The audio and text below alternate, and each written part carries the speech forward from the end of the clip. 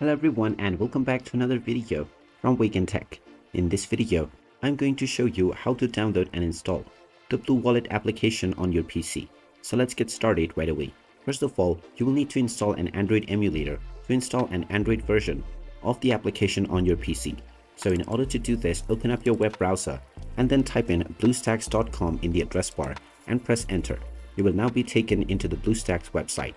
Just click on the download button to download the BlueStacks installer and then open it up and click through the next buttons to install BlueStacks on your device.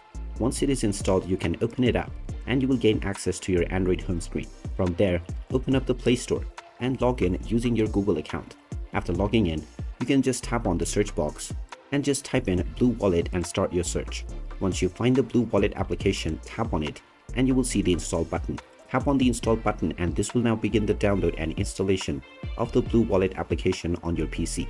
Just wait for a while until the installation is completed, and once it is done, you will see the open button, which you can tap on in order to open up the application.